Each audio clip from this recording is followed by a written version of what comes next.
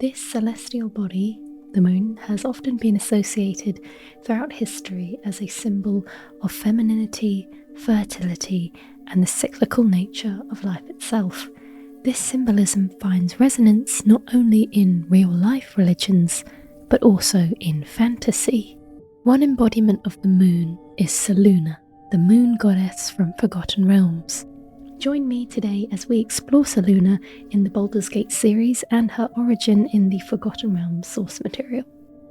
If you choose a cleric as the class for your player character, you can select what god or goddess you want to worship, and the very first option is to be a cleric of Selune. Selecting her as your chosen goddess will give you Selunite-specific dialogue options at appropriate moments in conversation. But what is Selune worship all about? And who exactly is Selune? Selune is thought to be among the most ancient of Faerun deities. Most humans in Faerun consider the moon in the sky to literally be the goddess gazing down on the world, and the trailing motes of light behind it her tears. She is also a goddess of stars and navigation, as well as motherhood and reproductive cycles. She encompasses many things, but they all come back to the moon as the root. Scientifically, the moon's gravitational pull on the Earth affects the seas, controlling the tides, so it makes sense for sailors to pray to the goddess of the moon for safe passage through the seas. She is seen as a calm power, frequently venerated by female humans, as well as by a mix of other folk, navigators and sailors, those who work honestly at night, those seeking protection in the dark, the lost, and the questing. This explains why her most common titles are the Moon Maiden, Moon Mother, and She Who Guides. She has been known to aid lost travellers in the dark of night by providing a little magical moonlight by which to see. Almost every merchant or caravan rider has, at one time or another, offered a prayer to Selune in the middle of the dark, foreboding night. There are a few instances where you stumble across an altar or temple dedicated to Selune, and nearby you can find an offering of significance: milk. Milk, a symbol of motherhood, is used in many rites performed by the worshippers of Selune, as are trances and meditation. Those who favour her typically set a bowl of milk outside on each night of the full moon. And just as the faithful offer milk to Selune, I have an exciting announcement to give to you. I am partnering with GamerSupps to provide a celestial offering of my own. GamerSupps offer energy-boosting products that are not only effective, but healthy as well. Their keto-friendly drinks are low-calorie and have zero sugar without compromising on the quality of the flavour. My personal favourite so far is the Grenada Grape, but there are tons of other fun flavours, and yes, there is a milk-themed flavour. GamerSupps also have these exclusive waifu cups, one-time limited collectibles with cool designs to house and complement your gamer feel. So if you want to try before you buy, I am offering free samples to anyone who uses the link below. You'll get a sample pack to try a variety of flavours to get an idea of what you like. My free samples will only be available for 24 hours after this video comes out, so to claim them, please go to gamersupps.gg/chalice or the link below. No payment information is needed at all. The samples and shipping are completely free. Using my code really helps me out with every click and purchase. And hey, maybe there will be something Chalice inspired on the horizon, but I can't get there without your support. And if you're watching this after 24 hours, don't worry, my code Chalice will still give you 10% off any purchase. Thank you guys so much, and thank you also to GamerSupps. Now, let's get back to the video.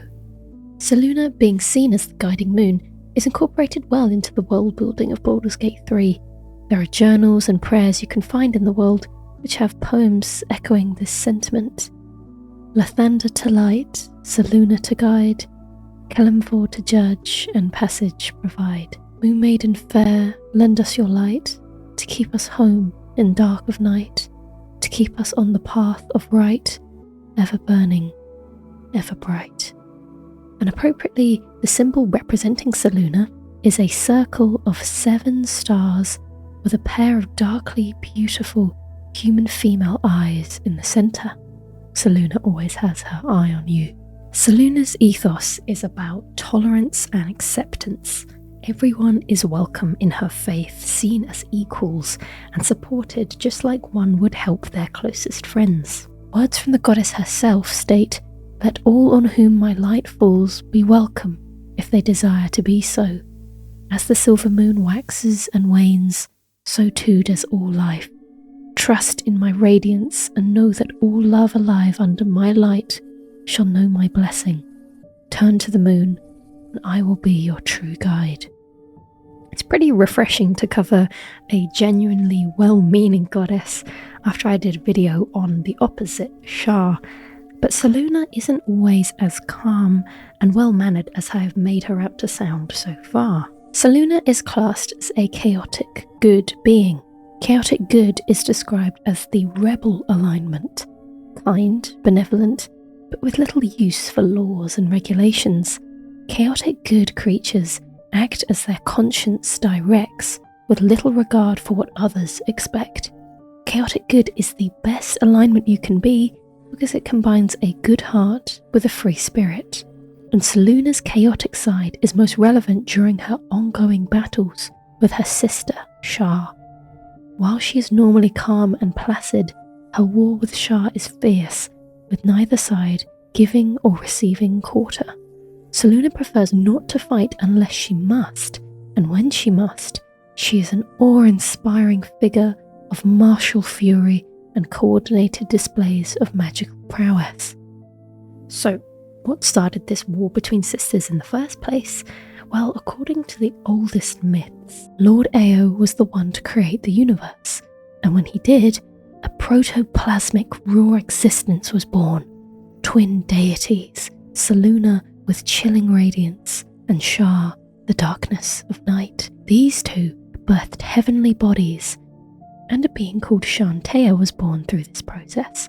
Shantea is effectively the manifestation of Earth, or Toril as the planet came to be called. This new goddess of life and bounty looked at her planet and was disappointed. This was meant to be a place where living things could thrive and grow, but instead, her world was cold and dark.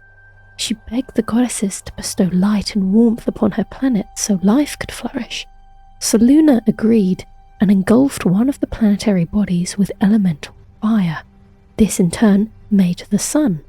The whole universe now had this bright beacon of fire at its centre, and Shar resented her sister for this choice.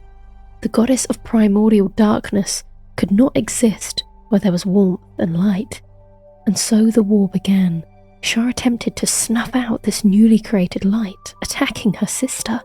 Selune, already injured from setting the sun ablaze in the first place, fought back. In fact, she fought so hard that she resorted to tearing out a piece of herself, a fragment of divine energy that she would hurl at her sister. This raw magic tore through Shar, and as it touched her body, some of her magical essence bonded and mixed with her sister's. This formed a being called Mistral, the goddess of magic. Mistral was composed of both light and dark. However, their new daughter sided with Selune. It stated that this battle ended in an uneasy truce, Selune already severely injured and worn out, and Shar outnumbered, hurt physically and emotionally by her sister and new daughter's betrayal. Shar vowed to get revenge, and since then, the twin goddesses have struggled for eons. That explains why Selunites and Sharrans are sworn enemy. You'll get some interesting unique dialogue if you select Selune as your goddess and have Shadowheart in your party. Shadowheart worships Shar, and for the most part, you will bicker with each other. My goddess is better and your goddess is stupid. No, you. However, you don't immediately come to blows upon discovering you are enemies by faith. This seems to be a lenient change, as in Forgotten Realms, the enmity between Shar and Selune carries into their priesthoods, such that open battle often occurs when followers of each faith meet. This was most likely done to make the game more accessible, so you wouldn't automatically be locked out of Shadowheart's quest and interactions simply because you chose to worship Selune in the character customization screen. Although I will say, I did try to piss Shadowheart off when we argued about our deities, just to see if I could irritate her enough so she would leave the party.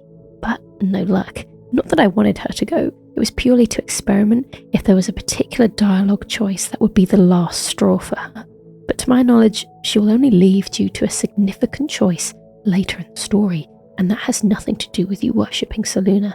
Anyone could make that choice. As much as I can critique this as a gamefold, I think it's pretty fitting when you compare it to a Dungeons & Dragons campaign. A group of people will make characters for a session, and regardless if they are going in blind or if they've shared their characters beforehand, and they may end up with two characters who, in theory, are enemies, whether due to alignment, race, or religion. Yet the point of the campaign and the responsibility of the DM is to unite them through a common goal. If they are both striving for the same thing, surely they can put aside their differences. This is a possible justification for Shadowheart's reluctance to have a Selunite in the party. She needs to get to Baldur's Gate and find a cure for the Mind Flayer parasite, something we have in common, and staying together in a group is the best bet to accomplish that.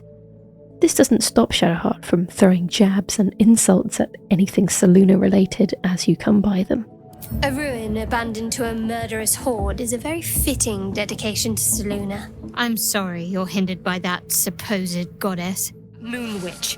Now, anything from here on will be spoilers for Act 2 of Baldur's Gate, so a gentle reminder, if you don't want spoilers, leave this video for later and click off to safety now. We learn a lot more about followers of Selune in Act 2, namely the Nightsong. The Nightsong, the relic you are tasked with finding, is a person imprisoned in the Shadowfell. The Nightsong is trapped for one main reason: her immortality. This power is being channeled to another individual, General Thorm, so that he may live forever. So how do we know that she has anything to do with Selune? If you watched my video on Shar, you will remember that to rise to the high position of Shar's Dark Justicia, you must kill a servant of Selune. And the Nightsong is here to act as that Selunite for Shadowheart to prove her dedication, should you wish to pursue her dark path. A funny little detail about that, if you're playing as a Selunite, you can make reference to Shadowheart using you as a sacrifice, to which she will wittily respond with, Don't worry, I won't sacrifice you. I think Lady Shar would want a more impressive offering. The Nightsong is not just any follower of Selune, no. What is interesting about the Nightsong, or Aelin, her real name, is that she is not human. She is an Aasimar. You discover this through a select dialogue option from Balthazar, or right-clicking and examining Aelin's information. Aasimar look human, except for one distinguishing feature related to their unusual ancestor. Some examples of these features are golden hair, silver hair, emerald skin, feathers at the shoulders, feathers in hair, pearly opalescent eyes, powerful ringing voice, brilliant topaz eyes, silvery or gold skin, iridescent scales, and Aelin definitely bears some of these traits, especially if you free her and let her powers return. But what about her immortality? I was killed, murdered, made dead over and over and over by justiciars of every make and kind. I was reborn, for it is my nature, and Ketheric fed upon my immortality all the while. The justiciars she refers to are presumably servants of Shar, confronted with their final test before rising to the rank of Dark Justicia. More of this in my Shar video. They plunge their spears into Aelin's heart, killing her. However, she would simply be resurrected later due to her immortality, or for it to happen over and over. Now, the nature of Aelin's immortality is what we will get into now. As I mentioned, Aelin is an Aasimar, but that doesn't necessarily entitle her to immortality. In 5th edition, it explicitly states that, despite its celestial origin, an Aasimar is mortal. And it's not because Aelin is an Aasimar, but because of who she is related to. Do I not radiate with my mother's brightness, her glory? There can be no doubt. I am of her silvered flesh, her celestial womb. Not all Aasimar are the direct offspring of a god or goddess like Aelin is to Selune. Aasimar are the descendants of humans and some good outsider, such as a true celestial, a celestial creature, or even servant or avatar of a good deity. According to this logic, Selune and a human individual copulated and produced Aelin. I'm unsure how often this kind of special activity occurs in Forgotten Realms, but it isn't impossible, especially as Selune often hangs out on the material plane. At other times, she appears as a fair but matronly woman of middling years who dwells among mortals from time to time, most recently as an innkeeper in Waterdeep. So it is plausible that Selune could have birthed a child in this way. Also in Baldur's Gate 3, the item description for Selune's Spear of Night corroborates this idea. One of the goddess's Selune's titles, Moon Maiden, has often been debated among the ecclesiastical. Common symbology certainly rejects the assumption of virginity. More to the point, maiden itself carries some dusty connotations. For reference here, maiden can mean an unmarried woman, or quite literally, virgin. So it appears that in BG3 lore, there are rumours about whether Selune is a virgin or not. So if Aelin is the daughter of Selune by conventional means, that technically makes her a demigod. A benefit from being a demigod is having immortality. But to get down to the nitty-gritty, what does immortality constitute? All deities, even those of rank 0, are naturally immortal and cannot die from natural causes. Deities do not age, and they do not need to eat, sleep, or breathe. The only way for a deity to die is through special circumstances, usually being slain in magical or physical combat. So the Dark Justiciars who slayed Aelin used a blessed spear of Shar, which likely qualifies as death through special circumstances of combat. However, if she is a demigod, it doesn't necessarily explain how she can resurrect herself.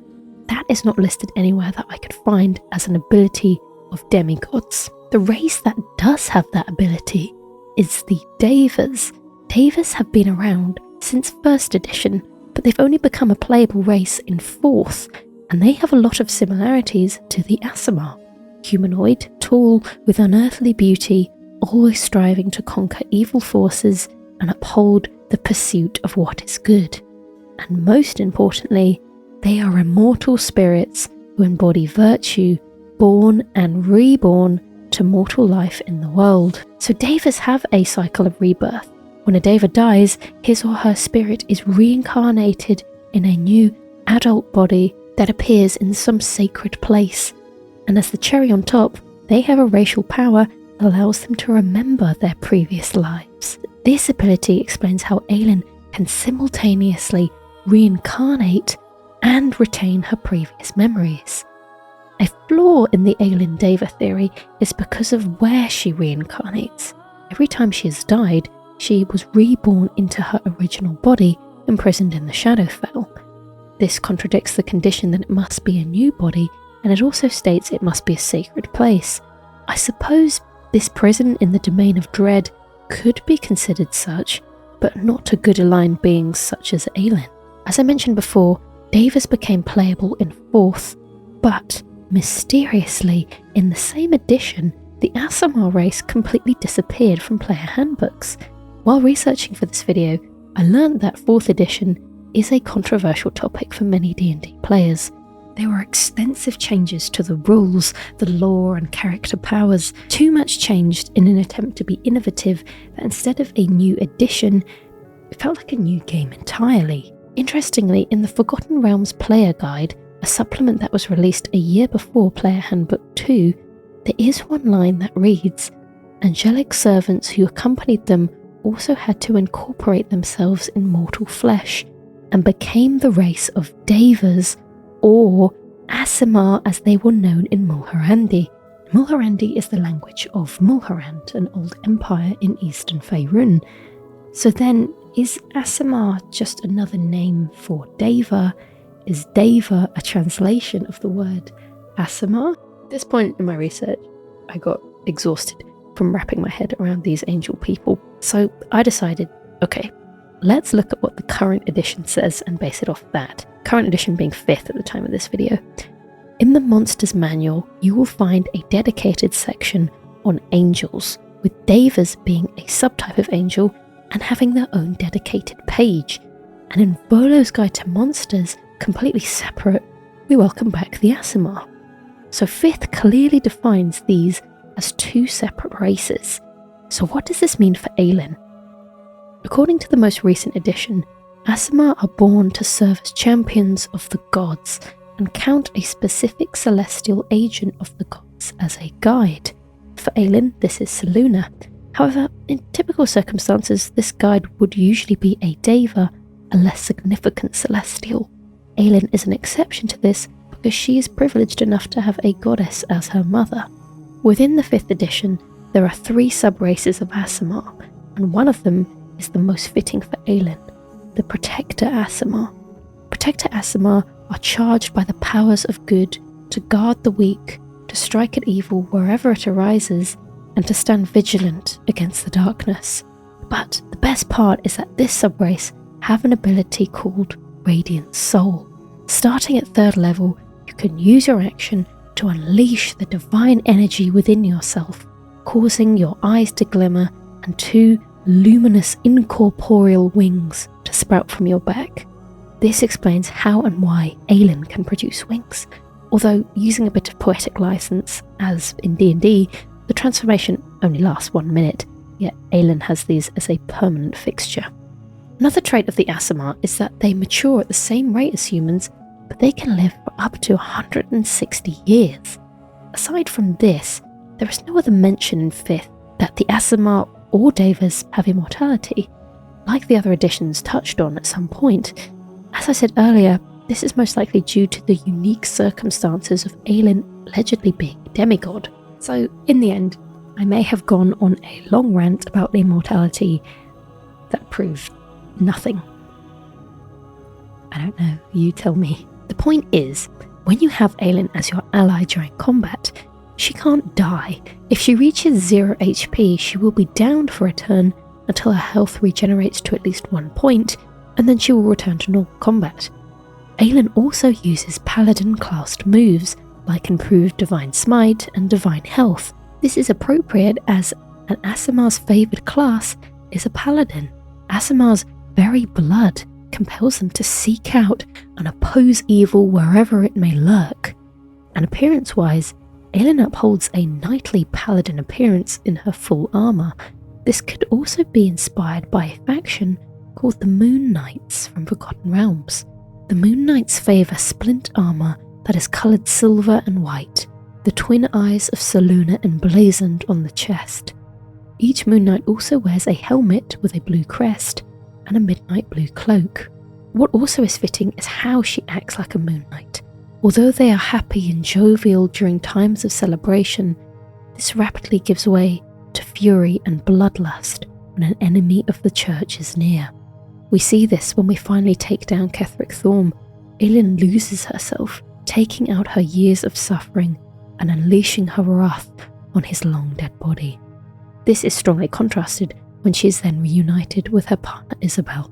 Isobel is also a worshipper of Selune, and their romantic relationship is special when you consider that although Aasimar are mostly human, they rarely feel like they fit in among human society.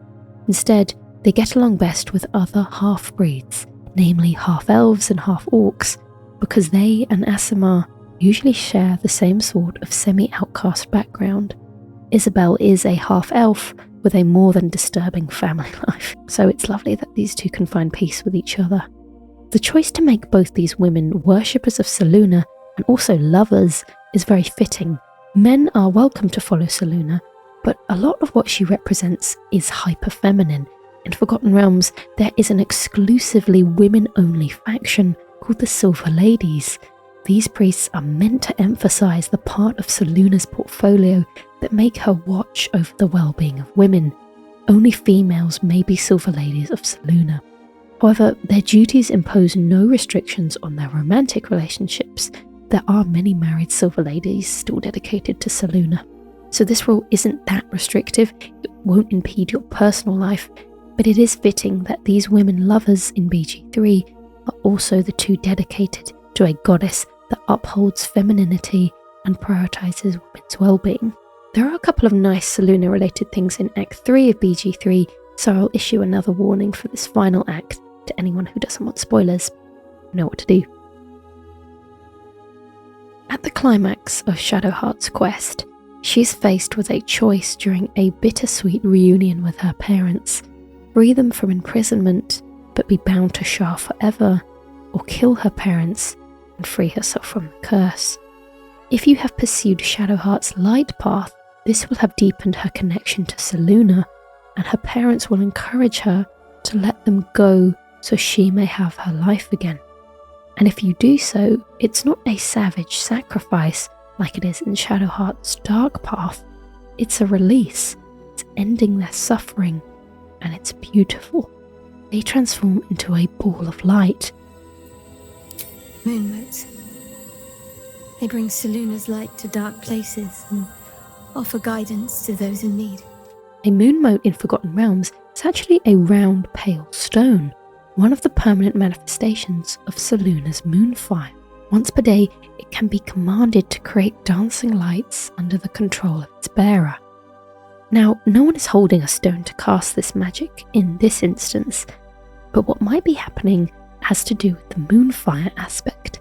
When the goddess is pleased, she will cause moonlight to transform into moonfire. It vanishes when Selune wills and bestows power as she wills. Shadowheart's parents transforming into moonmotes is most likely Selune's way of expressing her gratitude towards Shadowheart. In Shadowheart's dark path, if you sacrifice her parents, you are doing it for Shar, not Selune, which explains why they do not transform, as Selune is displeased by this decision.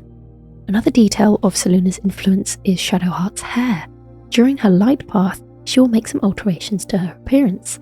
This is an appropriate change, as Selune herself is often depicted as having ivory, white or grey coloured hair, but as someone who dyes their hair, I know that going from jet black hair to brilliant white is nearly impossible to do in one sitting.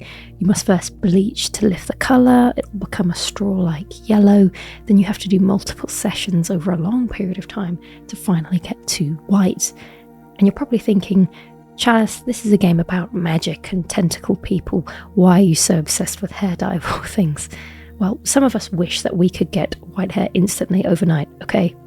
I'm jealous. My point with bringing this up is that it's likely that Shadowheart had some divine intervention to help with her makeover. She has been blessed by Selune.